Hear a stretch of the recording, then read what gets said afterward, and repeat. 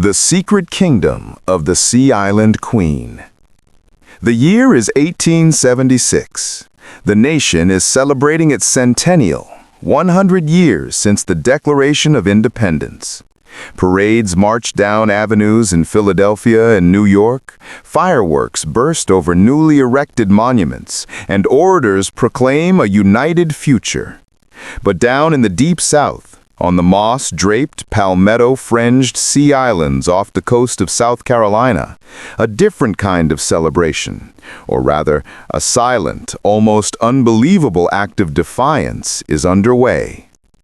Here, an extraordinary experiment is taking place, a secret kingdom forged in the crucible of war, where the former enslaved people are not waiting for freedom to be granted. They are building their own nation. Imagine a society where a black woman holds more power than any governor, where land is distributed not by wealthy speculators, but by the community itself, and where the U.S. government, the very force that freed them, is the primary threat to their liberty. This is the untold story of the Port Royal experiment and the rise of the incredible, controversial figure known simply as Queen Leah. The land of the freed. When the Union Navy fired the first shots at Fort Sumter, the white plantation owners on the Sea Islands, places like St. Helena, Port Royal, and Hilton Head, fled in panic. The tax sale uprising. The northern capitalists saw the abandoned plantations as a financial windfall. The government decided to sell the land for back taxes, intending to return it to the highest bidder, which meant it would fall right back into the hands of wealthy white developers. In 1863, the Treasury Department began auctioning off the parcels. A young woman named Leah Smalls, barely 25 years old, watched the proceedings with fiery determination.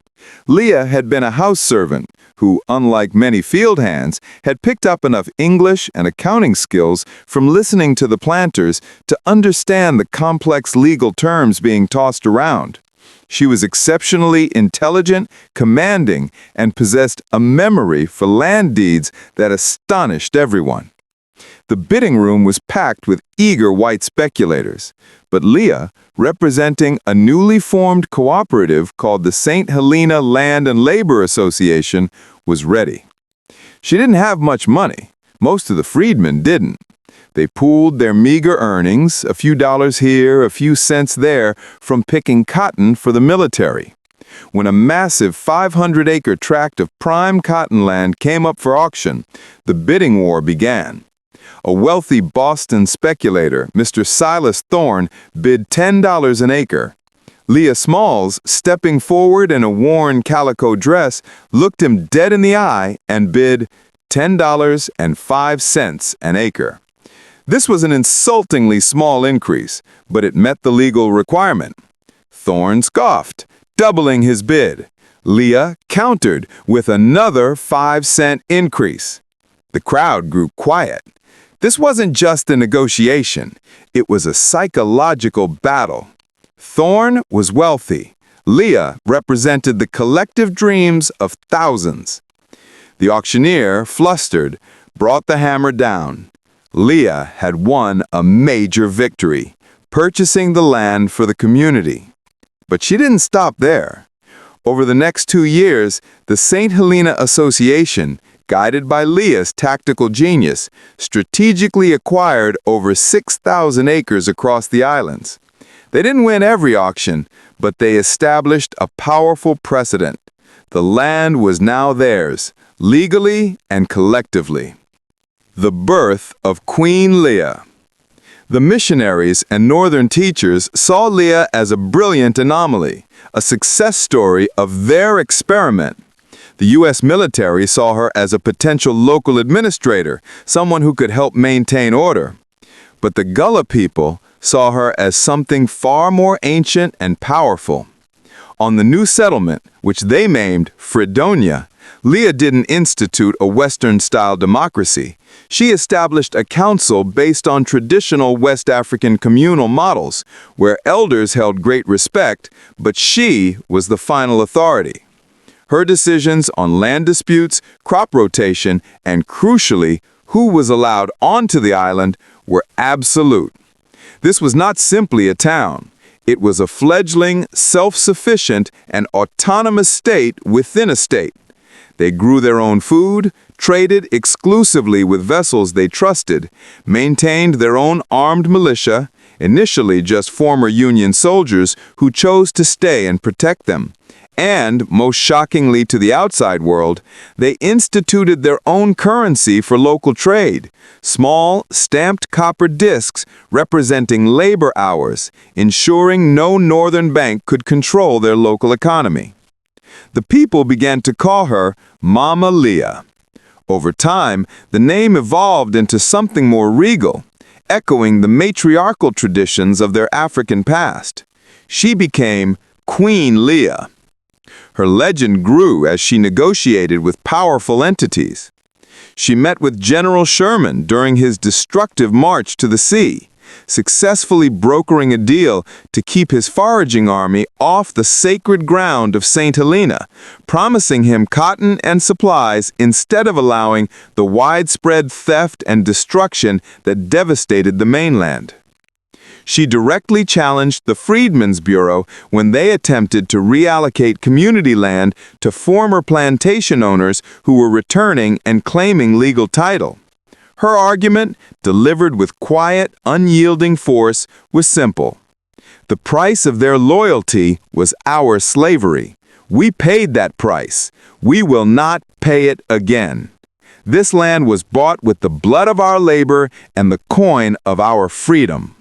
The betrayal of Lincoln's promise. The Port Royal experiment was initially a beacon of hope, but it soon became the stage for a devastating betrayal. Abraham Lincoln had issued Special Field Order No. 15 in 1865, commonly known, though somewhat inaccurately, as the promise of 40 acres and a mule. This order had designated vast tracts of coastal land in South Carolina and Georgia for the exclusive settlement of freed families. It was the foundation of the Gullah claim. But after Lincoln's assassination, President Andrew Johnson, a fierce opponent of Reconstruction, revoked the order. This single act plunged the Sea Islands into crisis. The land that Queen Leah and her people had legally and spiritually claimed was suddenly declared federal property to be returned to the returning white planters who had now been pardoned for their rebellion. The planters came back with federal marshals waving deeds and demanding the immediate removal of the black families. The settlers, the rightful buyers of the land, were told they had to become tenant farmers for the very men who had enslaved them. The stage was set for the final desperate battle of Queen Leah's kingdom. The Siege of Fredonia. The year is 1867. The U.S. government sends a detachment of soldiers to St. Helena Island to enforce the land returns. The soldiers arrive expecting to deal with scattered, disorganized farmers. They find a highly organized, fiercely independent, and armed community awaiting them. Queen Leah stood on the porch of the old plantation house, now the communal meeting hall, surrounded by hundreds of Gullah people. The captain of the federal troops, a young man from Ohio named Captain Allen, read the eviction notice with a nervous tremor in his voice. "This land is legally the property of Mr. Charles Drayton. You are ordered to vacate immediately." Leah stepped forward. She was not tall, but her presence filled the space. Her voice, usually quiet, projected with iron authority. "Captain, you are a man of law. Tell me the law that says a man who fled from his country in time of war and rebelled against his government has more right to this soil than the people who stayed, worked it, and bought it in the lawful auction of a Treasury Department deed." The captain stammered. "The president has pardoned him. The original deeds are valid." "The original deeds are written in the blood of my ancestors," Leah countered. "The pardon of a traitor does not invalidate the purchase of a citizen. We bought this. We own this. You have no legal basis here." The captain was trapped. He knew the moral right was with Leah, but his orders were clear.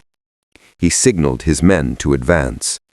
What happened next became legendary, an act of nonviolent, culturally rooted resistance that baffled the federal soldiers and captivated northern newspaper correspondents who were secretly covering the crisis. Instead of fighting, the Gullah people began to sing, not a sorrowful spiritual, but a rhythmic, powerful work song. As the soldiers advanced, a phalanx of elderly women stepped forward, hands linked, chanting in the deep, resonant Gullah dialect, their bodies forming an unbreakable human wall. Behind them, the men began to quietly dismantle the fencing, moving the material to fortify the communal storehouse. Captain Allen ordered his men to push through. The soldiers, mostly young farm boys, found themselves unable to use force against the singing, praying, yet utterly unyielding grandmothers. It was a moral quagmire. This stalemate lasted for 3 full days. The soldiers, ordered to remain, were left without supplies. Queen Leah, understanding the psychological warfare, ordered her people to quietly leave baskets of freshly baked cornbread and sweet potatoes just out of reach of the soldiers' encampment. The irony was palpable. The occupiers were being starved and morally shamed by the very people they were supposed to displace. On the 4th day, a weary and defeated Captain Allen sent a telegram to his superiors.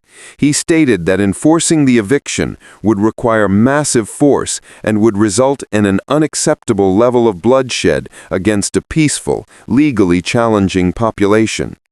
He withdrew his troops.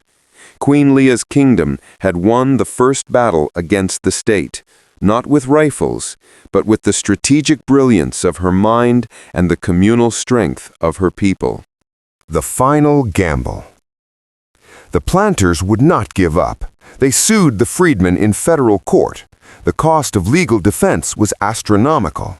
The entire community was faced with ruin. In one of the most audacious financial moves of the Reconstruction era, Queen Leah decided to take their struggle to the very source of Northern capital, New York City. She traveled north, a lone black woman from the deepest South, carrying only a small pouch of copper currency, a few legal documents, and the weight of thousands of lives on her shoulders. She went directly to the offices of the Union League Club, a powerful Republican organization that had championed the cause of abolition. She walked in and delivered a speech that was later partially recorded in the club's private minutes. She did not beg for charity. She offered a deal.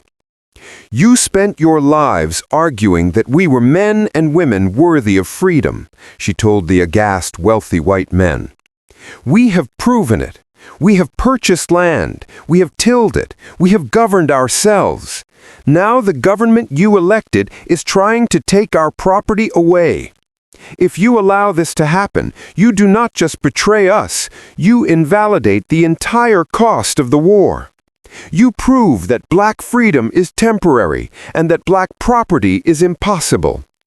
She presented them with the original Treasury Department deed and asked for a massive, unprecedented loan to cover the legal fees and to buy out the remaining planters at an elevated final price. The collateral was the 6,000 acres of Fredonia itself. It was an enormous risk. If she failed, the entire community would lose everything, and Queen Leah would be branded a... The tactic of the sit-in. A Gullah twist.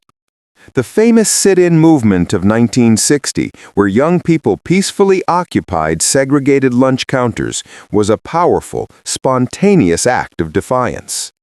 But its principles of organization and resilience had echoes of Fredonia. When activists arrived on the islands for training, they were taught a key difference. Mainland nonviolence often meant confronting aggression and being willing to be arrested. Fredonia's nonviolence meant exhausting the opponent through immovable, organized unity and moral high ground.